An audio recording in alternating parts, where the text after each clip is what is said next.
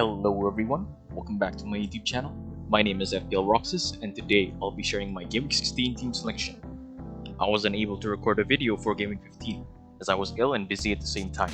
But no worries, I'm back for Gaming 16 and to compensate, this video will be slightly longer with the usual previous week review and then we'll look into some of the better Mbeumo and Cash replacements that I've shortlisted. The video ends with a quick look at the state of my team for Gaming 16 and then my future plans involving transfers going forward. As usual, feel free to like and subscribe if you found my video enjoyable. Alright, let's start the team selection video. So I finished Game Week 14 with 64 points. As far as I remember, it was enough for a small green arrow to 1.9 million. I projected my Arsenal defenders to have been able to secure a clean sheet for the Wolves game and especially the Luton game as well, but it didn't happen, which really sucked. So the Saliba transfer was a failure.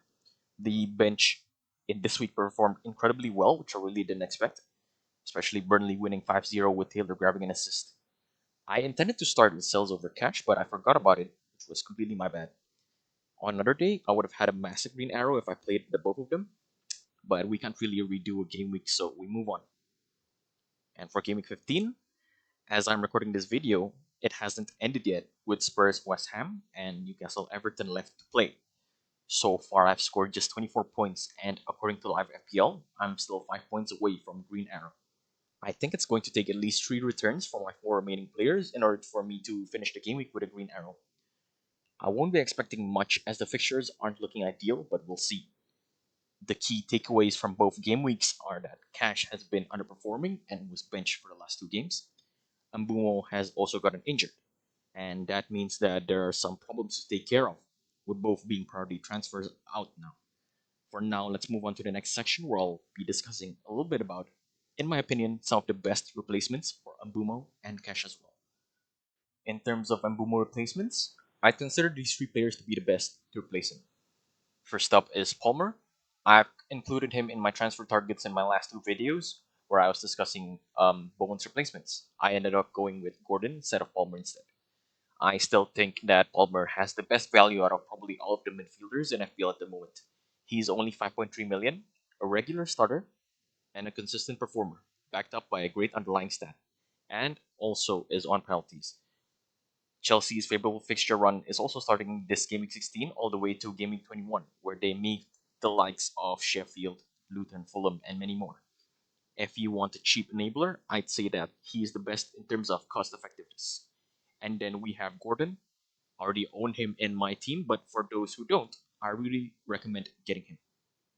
He's returned in every home game so far this season, and due to the injuries to Newcastle's front line, he's been starting every game and has been performing. He is currently flagged, but I'm sure he's fit, and Eddie Howe wouldn't want to bench his most informed forward at the moment. And lastly, we have Garnacho, who is a bit of a rogue pick, I'd say. As a United fan, I must admit, we have been extremely inconsistent and have been lucky with the results throughout the season. The reason I have added him here is that I genuinely believe that he's a good FPL asset. He's only 4.7 million, which makes him a great enabler. He's currently a regular starter with Rashford underperforming this season. During most of United's attacking plays, either creating or receiving chances, Garnacho is involved in like 70 to 80% of the time. He may not be able to finish regularly, but he gets a lot of chances every game. United's fixtures are quite tough for this month of December, but if you want a cheap enabler to keep in the bench or even start, I think he's a proper differential. Moving over to my preferred cash replacements. First up is Levi Colwill. As I said before, that Chelsea's fixtures are starting to look good from this game week onwards, and they may be able to get quite a few clean sheets over that period. If you need a Chelsea defender who starts most games, Colwill is the right one for you. He's priced at 4.5 million, which I'd say is a bargain for a starting Chelsea defender. And then we have Trippier, a very expensive defender to own at 7 million, and most managers are probably unable to get him in one move.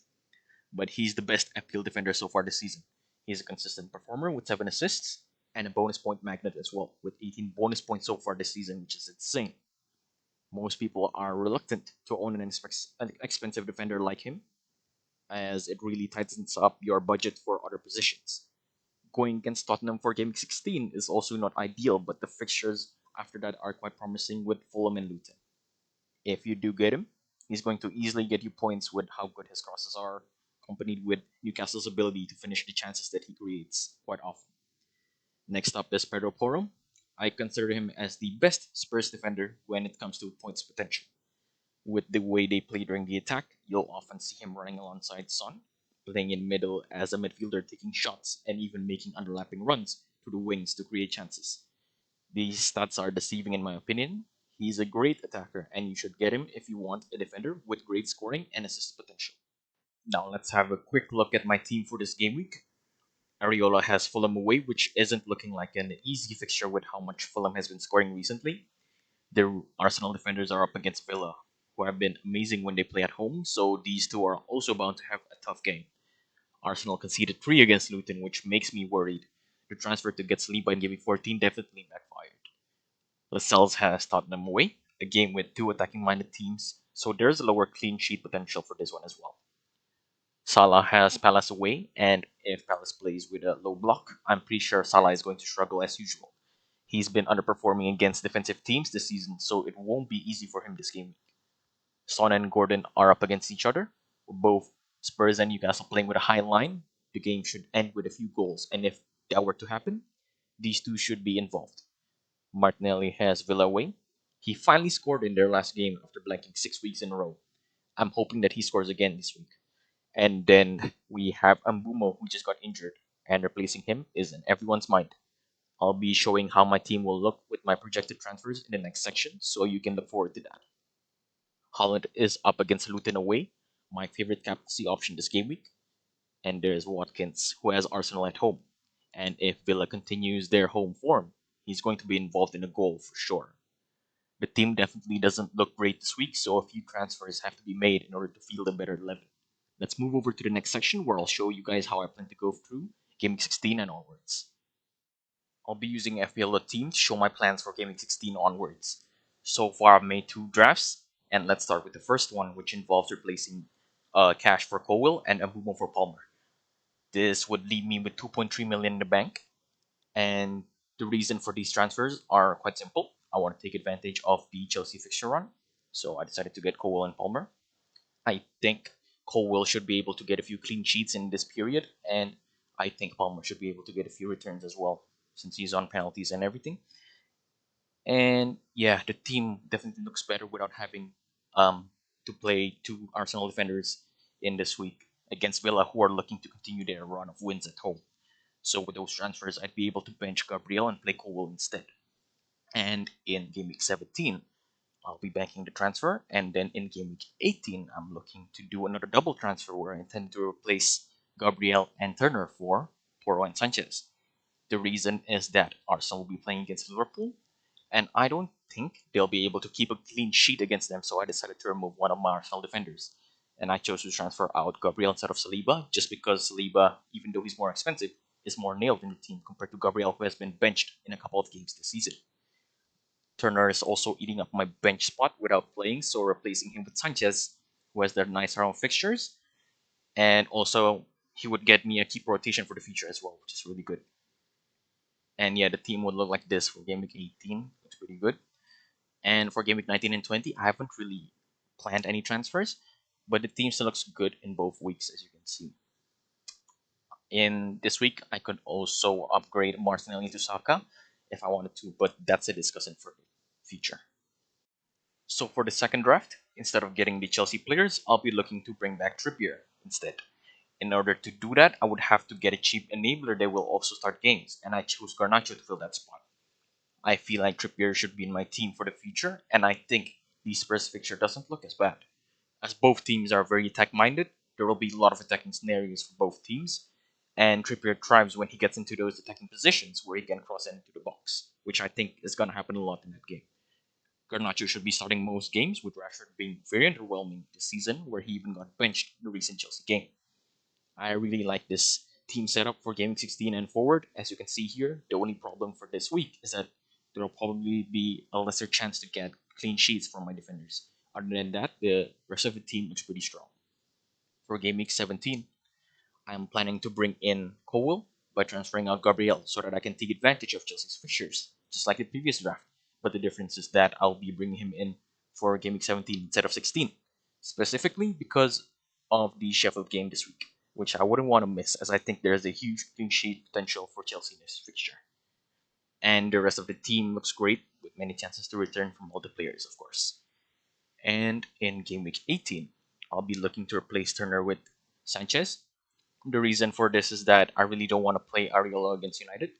Getting Sanchez would add another player with better clean sheet potential so that I can maximize the amount of points for this Black Game Week. The team looks great now with most players having favorable fixtures. And again, for Game Week 19 and 20, I haven't planned any transfers for those weeks, but the team still looks good on paper in that period, as you can see.